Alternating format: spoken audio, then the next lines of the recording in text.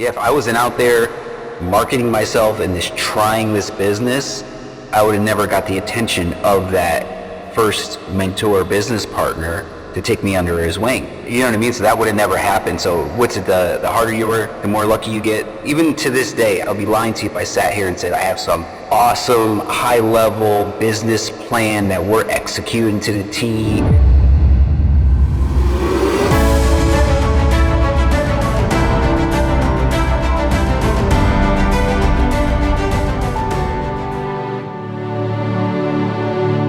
Hey, this is Jeff Barnes again with the Angels Exits and Acquisitions podcast. And today we are joined by Mike Del Prete of the Arizona Real Estate Investors Association. We just had a great conversation about investing in real estate, getting started in real estate, and the number of different ways that you can get into real estate without any of your own money. So that's a great opportunity for some people. But then also the other piece is, there's a lot of gurus talking about that. The other piece is passive cash flow investing in real estate by partnering with the right people, and you got to know who those right people are. So stick around, listen to our podcast today. And as always, please like, comment, and share on all of your social media, and let us know what you think about that. And also who you'd like to have as a guest, because we'll see if we can get them on as well. Thank you. Welcome to Angels, Exits, and Acquisitions, the place to learn how to fund, scale, exit, and massively profit as an angel investor or entrepreneur. Brought to you by the Angel Investors Network. And now, here's your host, Jeff Barnes.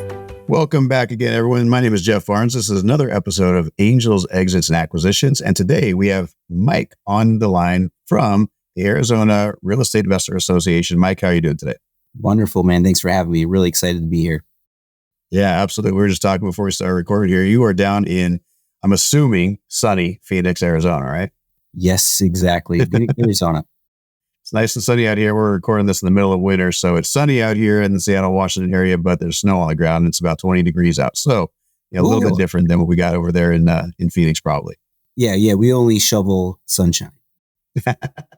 Must be rough. But I tell you, I rode my motorcycle out to Phoenix at the time. My brother was in school down there, and I can't remember the exact name, but it was a Motorcycle Mechanic Institute, I think.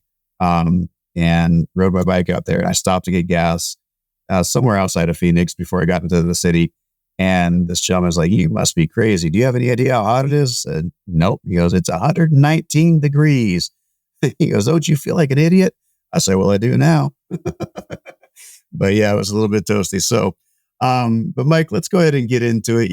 I want to know, I know everybody who's listening here wants to know, one, how did you get into real estate investing? And then how did you get to where you are in real estate investing? We'll talk about where you are right now in a little bit. Yeah. How I got into it, I was working that 9 to 5. I was at Verizon Wireless. I was customer service agent, working in the cubicle, working 50, 60 hours a week, getting paid for 40 kind of thing. And, you just want something better out of life, right?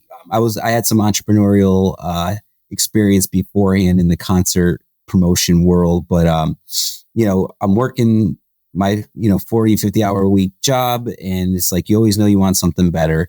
And I was watching HGTV, the fix and flip shows, and they're making these big spreads and these big margins, and it looks fun and exciting, and everyone's, it's a great time. So, that was inspiring though, right? I got you curious. So I remember I had a friend who used to flip houses. Now we're talking, this is 2009. Right. So this is right after the crash and everything's going on. So I remember before that, a few years back, I had a good buddy who was flipping houses, making, houses were $200,000-$300,000 or making a bunch of money. And then I was at the water cooler at the job, waiting for some training class. And the gentleman goes, "Hey, houses are like 30 grand right now. I wonder what's going on." It got me curious. I was like, it's a big difference from what it was a couple of years ago. And so I started getting curious and just found that, America was on sale, right? So that really got me interested in diving into more, was that kind of scenario. Well, you chose it at the right time. I got started in 2003, bought a house in 2003, bought another one in 2006. And then I ended up buying one in 2009 and 10.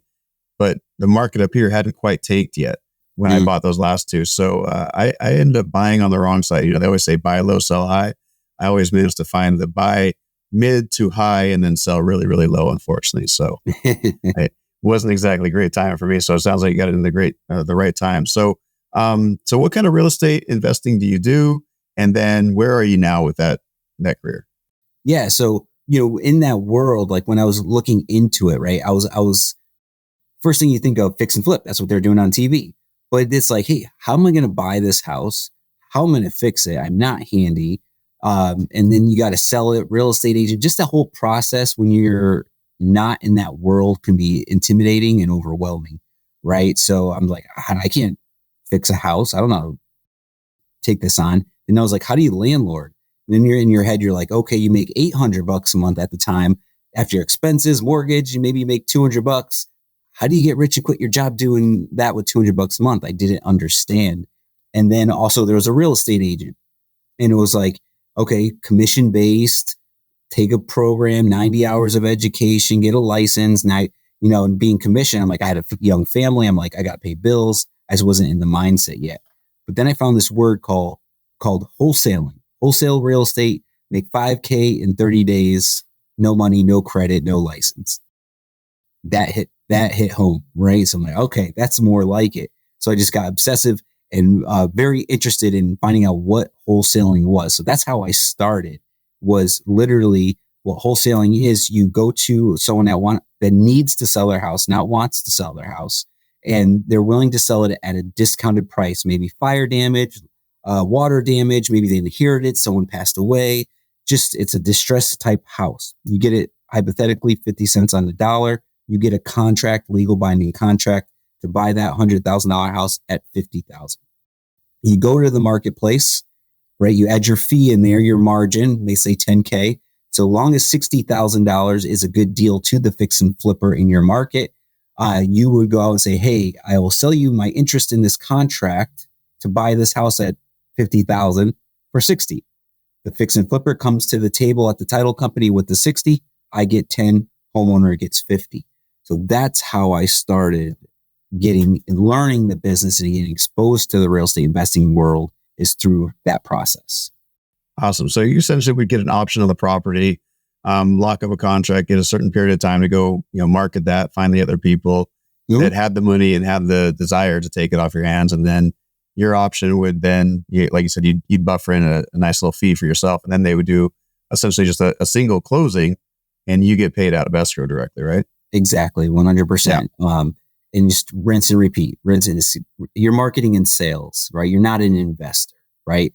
But what it did though is, if I'm selling to fix and flippers and I'm selling to landlords, you build those relationships, and you got to educate yourself and put your shoes in the position of your buyer, right? So when I'm out into looking for these distressed opportunities, I need to know how to evaluate a home and make a proper offer so I can make my spread. So I really had to learn how fix and flippers worked and how landlords worked, right? Then you start building those relationships, then over time, and you have a bunch of deals under your belt and more confidence, you go, I'm a deal finder. Why don't I flip this house and make that spread even bigger, right? And you start going down that natural progression, start flipping houses. So you're wholesaling and flipping. And all of a sudden you're like, okay, well, why don't I keep this one, right? You start learning how to raise monies. And so ultimately over the last 12 years, that's what I've done, is learn all these different strategies through wholesaling and start implementing myself. Nice. So you just took it one step at a time, and maybe baby steps initially, but then like you said, a lot of people will not get into real estate, even though they have money, they have investments. And they're like, okay, I've heard that's a great thing. But then I look at it like, oh man, I got to go out there and I got to get another loan. I've already got a mortgage on my house. Now I've got to go put another 20% down because I've got to get this big old loan out here. Then I've got to make the economics work. And I live over on the West Coast, and I lived the West Coast most of my life. It's not easy to go out there and buy a property, especially right now with interest rates being what they were, and then make it cash flow positive. So a lot of people just stay out of it altogether. Mm-hmm. What you're saying is there's a completely different path for that to make a little bit of money along the way without putting any of your own money at risk. And you also were taking out loans initially, right? Oh yeah. Okay. So when I never really cared when getting in the wholesale business. It was always everything was cash in my head, right? So, or just leveraging. So, I learned how to raise money. So that's one thing. Okay, I got to come up with 20-25%. Then I can get up to 10 loans in my name, whatever it is. That's maybe the education of the general person. You don't need any of that, right? So there's people all around you right now that have money. So there's two parts of a deal: knowledge and time, and money and credit, right? So you need to be the operator, the knowledge and time. So here I started here at the Arizona Real Estate Investing Association as a member. They have insurance agents, property managers, real estate agents, attorneys, title companies, hard money lenders, you name it. They have all vetted business associates is what we call them. And you get to access them and get and learn from them. So you need to build your team. So wealth is a team sport. So you build your team, you go out there and understand the market, how to find a profitable deal and make it run. There's doctors, engineers, high income earners that they know they need to diversify or be in real estate at some level to park their money or preserve it. But they come here and then they go, this is another job. I'm a pro at this area of my life and I want to spend time with my family. So then you start partnering with that type of person. They have a cash sitting in an account, or they got a self-directed IRA just sitting there.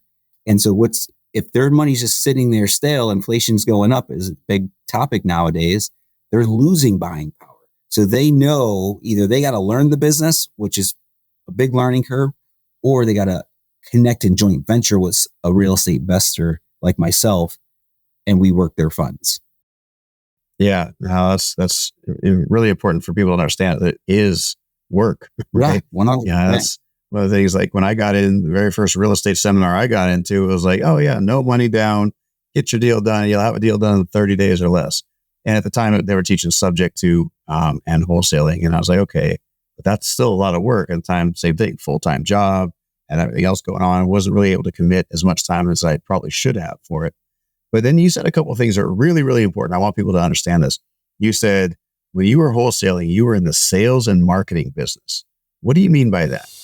Before continuing, please subscribe and share this video to help us reach more people and stay notified of our latest releases. Now, let's continue watching and learning. So technically, wholesaling, we're service providers to investors, right?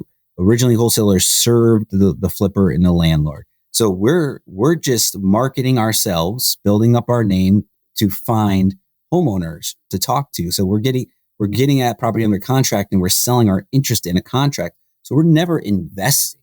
We're investing maybe as a business owner into marketing strategies, but we're not buying assets. So that's what I mean. So we're marketing ourselves to get attention, to get leads into our business. And then we're converting those contracts into revenue. So there is no really real estate investing going on. So you need to be good at getting in front of homeowners and then sales, right? You're negotiating, you're getting the property under contract, you're talking to other investors as well. So you got the homeowner you're negotiating with, and then you're selling the deal to the fix and flippers on the back end. So there's that sales aspect of selling the properties. Yeah, and I wanted to bring that up because we work with a lot of companies and most of them get kind of offended by this. We tell them, you are not in the XYZ widget business like you think you are. You are not in this tech business like you think you are. You are in the sales and marketing business, because it does not matter what kind of company you have. If you don't have sales and marketing, then you don't really have a business, right? Yep. And so learning those skills, I think I learned that from Robert Kiyosaki really early on, is that learning two skills are really important. They're very related. You mentioned the other one. First one is sales and marketing. You got to learn that. Mm-hmm. The second one was raising capital. And I'm guessing that was something that you didn't anticipate when you first got into this business, was learn how to do that, did you? No, I didn't even know what I just wanted to make cash. I wanted quick cash now. Quit my job. Yep. That was the mentality at the time. So yes, raising money wasn't even a thought till you start getting in the weeds, so to speak, for a few years. Yeah, exactly. And it's one of those things that a lot of people, even entrepreneurs that are running a regular business, not a real estate entrepreneurship or real estate business, they don't even think about it. They say, okay, well, I need the money at some point. And that's when they start going down that path. So what was that like for you? You know, you had a traditional background, working a 9 to 5, like you said, working 60 hours, getting paid for 40. And then all of a sudden you get into this world where you're making some money doing wholesales. And then eventually like, okay, now I got to raise capital. What was that learning process like for you of going out there and learning how to raise capital? Yeah. Well, I got a taste of it by, which I didn't technically raise the money, but by being a deal finder and able to find profitable properties to flip or rent, whatever it is. When you're in the community, you're the networking relationships, just like anything else, especially here in real estate, it's very important. So I'm going around to these networking events and, meeting other investors, talking to other investors. I'm like, hey, I got this property at 123 Main Street at this price. It's worth X. And they'll go, I'll buy it.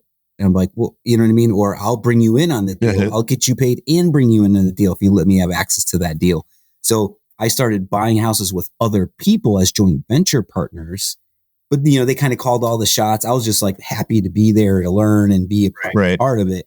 But after I went through that kind of phase of doing partnerships with people, I'm like, I just need the money, right? So I hired a coach, really is what it was. It's, if you want to add the information, the proper information quickly, sometimes you got to pay for it. So I'm big on mentoring and coaching to this day. So I hired a gentleman out of Orange County. He was a big multifamily investor. He had 300 units. He did it all through raising private money outside of no banks involved. And I asked him how to do it. And he showed me his little system. Pretty cool. Nice. That's awesome. So, when we talk about doing these deals, you've been doing this for, I think you said about a dozen years, or now it's been about 15 years, I guess, that you've been doing this. So how many deals have you done? How many acquisitions? How many total deals have you done? Yeah, just buying and selling, whether it's like flips or wholesaling, I'm over 700 for sure. Over 700 deals. All right. So if I was just going to be doing, back of the napkin kind of math, we're talking, you probably start out a little bit slower in the very beginning, right? Didn't go gung-ho and do 100 deals your very first year, right? But that's a substantial number. That's 7 to 10 deals a year, right? Yeah, easy. My story is funny in the beginning, which I pinch myself to this day. So it's like the importance of mentorship, why I believe in it so much. When I closed my first deal in 45 days, I made $4,200. And then on my second deal, I was on my breaks at work. I would check my voicemail and see if any leads came in or whatever, right? The gentleman called me and was like, hey, I'm calling about this property. I had a property under contract in Central Phoenix. And he sounded familiar. His voice and his name. I was like, I think I know this guy. Ended up calling him back. And I went to high school with him. So he was like, what are you doing with this house? I was like, I'm trying to wholesale. He's like, I've been wholesaling for 5 years. Why don't you come down to the office? So we hit it off. And I've learned that he was in the business 5 years, but he didn't have a lot of deal flow. So he had that knowledge. I knew how to market and get leads into the business. So traffic times conversion equals revenue. So we cut a deal out where I kept bringing the leads in. He would convert them. So my first year in the business, leveraging him and partnering with him, I did 30 deals. Oh, wow. So the learning curve was huge. Like, just because every second I got, I went into the office, heard how he negotiated, watched how he comped properties and analyzed deals, just saw how he moved and I just copied it. So that was able to excel me so much faster to keep that pace. Yeah. So you've been doing 30 or 50 deals a year, essentially. Yeah, exactly. So that's pretty impressive. Yeah. So like you said, it comes right back down to sales and marketing. You got to have the leads, and you have essentially a two-sided marketplace, really, right? You have the sellers that are trying to get rid of a property. You've got to go find them some way. And I'm guessing most of these don't get listed on the MLS. Yep. People can just go find it whenever they want, right? Correct. So you got to have a system to attract that. And then you got to have the system on the other end to sell it. Yep. And then you got to have the investors in between sometimes, like you were saying. So, yeah, kudos for you, man. Like that's, a lot of people don't do this. And I think that's a key takeaway that a lot of entrepreneurs need to realize. It doesn't matter what business you're in, it's massive implementation, right? Just taking massive implementation and, maybe speak to that a little bit. Like, this is a new industry, was obviously not now, but when you got started, it was a whole new industry for you. It's completely different than probably anything you'd ever done before. So, what was that process like for you going through that mentally? Yeah, I mean, massive action implementation. Like, I think that's the only really, you could only read and learn so much on podcasts and books. Great start, great baseline but you got to implement it, because that's when the real learning, and the opportunity to fail and make mistakes, right?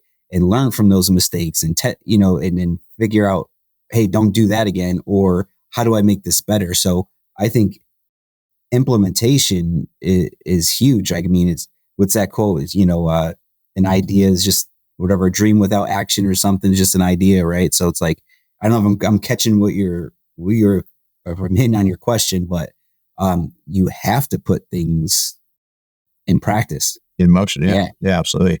And you said another thing that I really like and I appreciate, because I've done this too, right? I probably spent hundreds of thousands of dollars on my education, millions if you count all my failures, right? So, we always learn from our failures a lot more than we learn from our successes. But isn't it interesting? I'm curious what your thought process is on this. There are so many people right now who are going into debt to go to college, spending 4 years, 6 years, 8 years going to college, learning something, and then they're hundreds of thousands of dollars in debt. And we're seeing, TikToks and social media talking about this, how expensive it is to go to college because they privatized essentially. And then they made it so you can't even get out of that debt if you ever default on it, right? Yeah. Which is a terrible thing. And those people get out into the real world, and they're getting really upset because there's no jobs that will pay them anything where what they think they're worth. They can't pay back that student loan anytime soon. They're really frustrated. They're really depressed. Versus you go and tell any of these parents, right? I'm a parent. I have 2 boys, and it's one of those things. I'm like, hey, I do not really care if you go to college. If you want to, that's totally fine, but you better figure out how to pay for it, right? And then there's these parents who are like, no, college is still the American dream. You got to go there, get the education. What do you say to people like that when you have this experience you've gone through? Oh yeah, so I'm similar to you. I don't push college. I didn't go to college. I dropped out of high school and I went back and did the GED thing. But my wife, on the other hand, went to ASU and was a marketing major, all that stuff. So, and then when we both started a hair salon. Well, she went to being a hairdresser after college or before college, like through high school, put herself through college. So then we opened up a hair salon. So I remember her saying a few years in, I think we ran it for like 11 years. She was like, I didn't use anything I learned in college here. You know what I mean? So I think, I don't push college, maybe for certain things like doctors, lawyers, engineers, like things like that. I get it.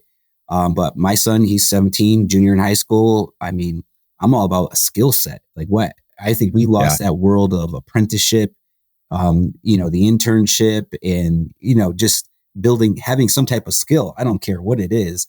So I'm more on the skill set and building that, because like wholesaling, just if we didn't even talk about flipping, landlording, the fact that I can go and find a distressed property and know how to evaluate it, get it under contract, and find someone that would be interested in buying it.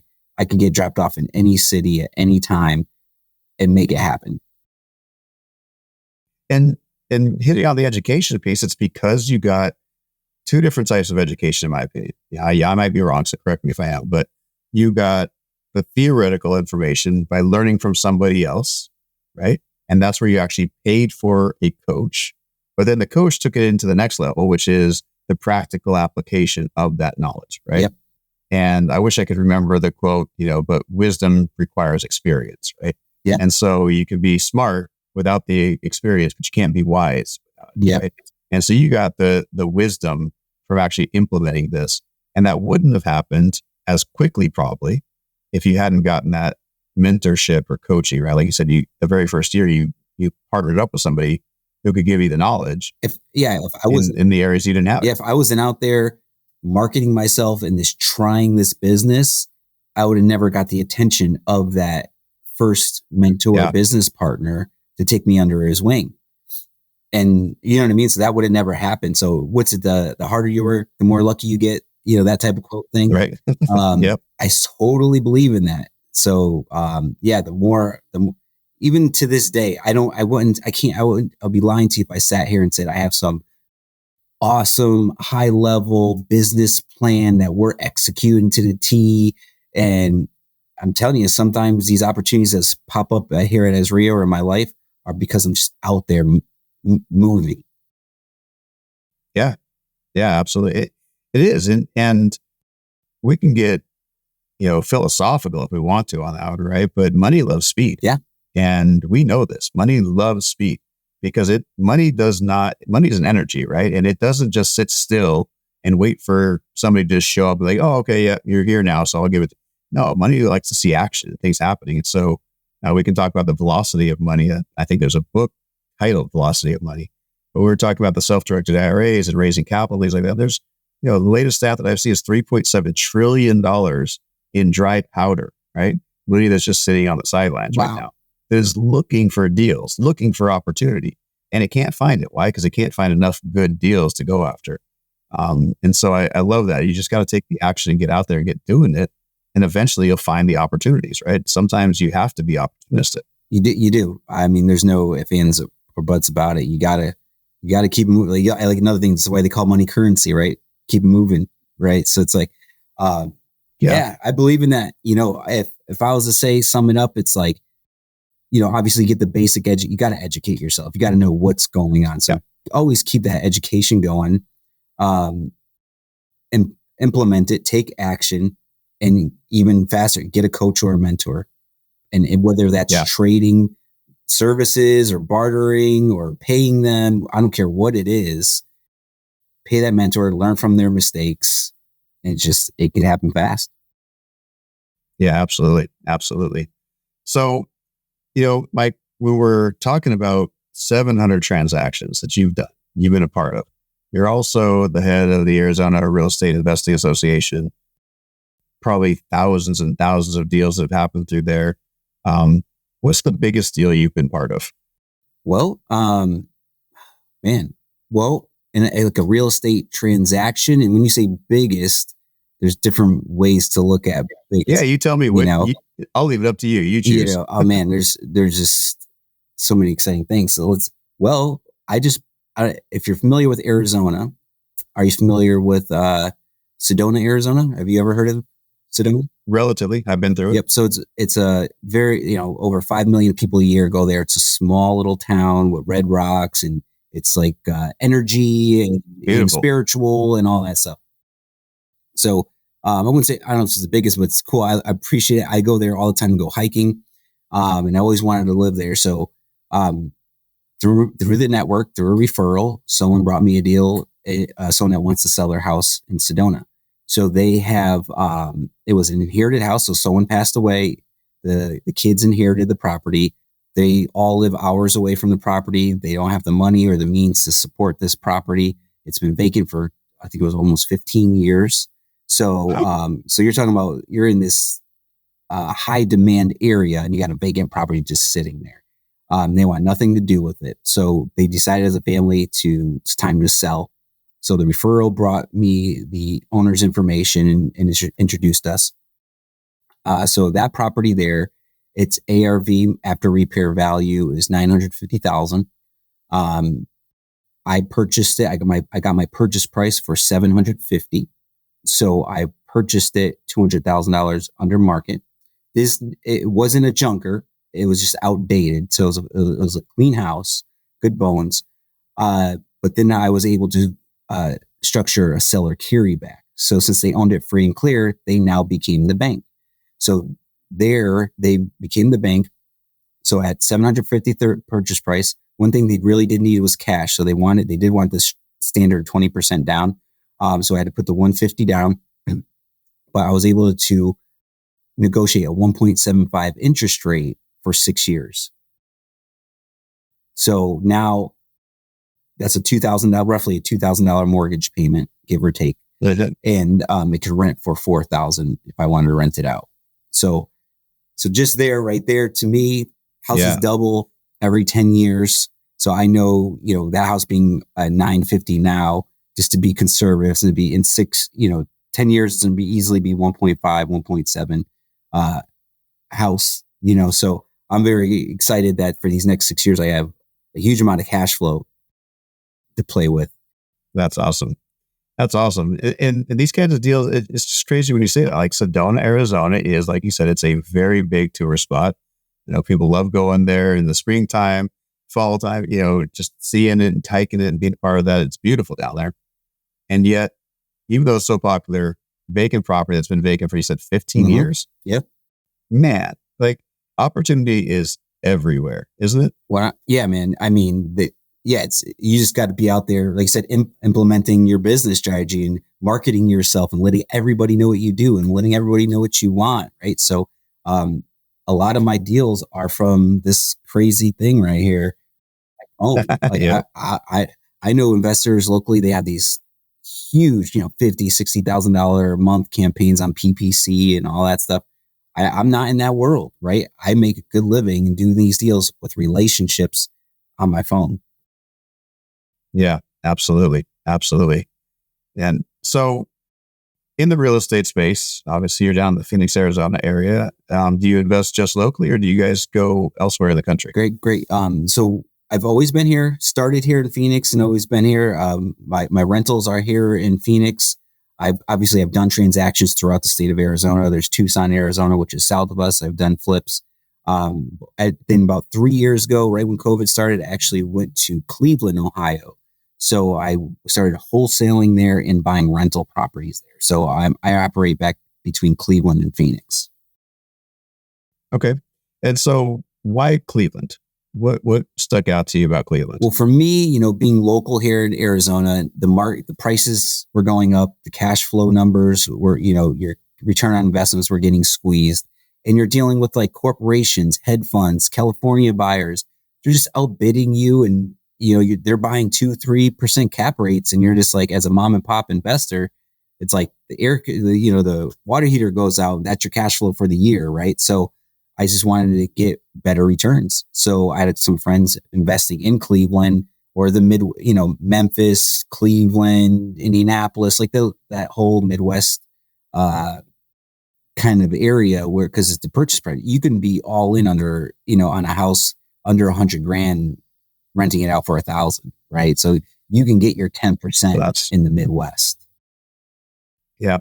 So you said a term that I want to make sure people understand. You said the cap rate. Explain to people what the cap rate is. Well, I probably don't have the best definition, but it's just a formula to gauge your return on investment as is this a good deal or not for you? So it's just a way to put a number or a gauge around it. Yeah. So in the multifamily space, I think it's net operating income divided by your cash outlay, your purchase price, things like that. Yep. But yeah, it is the return on investment. So, and you're right, hedge funds, the BlackRocks, the Vanguards, all these companies that are coming in, I mean, they're just offering stupid numbers for things. Oh, man. And it makes it hard for the individual investor to get going. But like you said, you find a way, right? If you're out there, you're paying attention to the economics of what's happening in the market, you then find that opportunity. I think that's a takeaway for a lot of people is that, just because something may have died on the vine or is getting more difficult where you are, it doesn't mean that the opportunity is gone. It just means that maybe it's shifted. It's moved a little bit. You need to look elsewhere. I think that's a really important lesson for a lot of people to look into. Great one. So, Mike, you're doing a lot of deals. You're in the Midwest. You're down in Phoenix. Everybody's looking at what's happening in the market right now. The Fed's been raising rates. We have interest rate hikes happening. We have banks that are offering 6, 7, 8% loans. We're not quite back to the 80s where it was 15 to 17%. But what are you guys talking about at your clubs, and what are people seeing as far as the real estate, the economy, and the real estate? Yeah, well, right now, like everything's been based on the interest rate, right? So it all depends on your strategy and what you're doing. So if you're a fix and flipper, you serve the end retail buyer, that first time home buyer, or someone looking to buy, move up, maybe get a larger house, a family's growing. So if they can't afford a house and there's less of those retail buyers, it's going to trickle down into the flipper and into that world. So it has slowed down a little bit, but it still has been steady. And then when it comes to the landlord kind of world, same thing. Prices are high, interest rates are high. If you're leveraging the bank, it's hard to get a cash flowing property. So, that stuff starts to slow down on the traditional fix and flip and landlord world. Unless, like I gave you the Sedona scenario, the more tools you have on the toolbox, you can still get the opportunities are still there. And if you have these investment strategies and the knowledge of them, you can still be doing deals in this market. There's no excuse. However, majority of people are leveraging the bank or putting a down payment. So what they're having to do is get creative. So a lot of co-living is more desirable. So there's workforce housing where the people are taking 3-bedroom, 2-bath houses and turning them into 7 bedrooms and 2 baths and renting out the room by room model. You have short-term rentals, you have midterm rentals, you have group homes, you got sober living, and people are doing all these. I would say people are expanding out to these other strategies because they're all needed, right? They're all useful, but they're going away from the traditional, rental property. So there's still opportunity here. That makes sense. I guess whatever direction you want to take it. But yeah, you do adapt is another important thing that we're always doing here in Phoenix. Yep. Yeah, exactly. Awesome. Mike, I really appreciate having you here and teaching people a little bit about what it's like to get into real estate investing in a number of different ways. Yeah. I really love your journey, and the fact you've done 700 transactions makes you, I would consider you a foremost expert when it comes to real estate in general. So congratulations on all of that. How can people find out more about you and get to know what it is you do? Yeah. Like I said, you can go to AZREIA.org, AZREIA.org. That's our website for the Arizona Real Estate Investors Association. You can check if you're looking to invest in Arizona, or if you're from here, or you're honestly looking to invest in Arizona, or you're here looking to invest. We're your main resource for anything you need in regards to real estate investing, from networking, education, market information. So we do about 17 events a month here in town. So whatever you need for real estate investing, check us out. So go to our website. And we're on all social media platforms. 17 events a month. Man, I'd tell you that makes my 5 events a year look ridiculous. So that's pretty impressive. Well done. Thank you. Awesome, Mike. Thanks so much for being here. Really appreciate it. You've been listening to the Angels, Exits, and Acquisitions podcast. I'm your host, Jeff Barnes, and we've been listening to Mike Del Prete. So thank you so much for being here. As always, comment, and share with everybody. Thank you.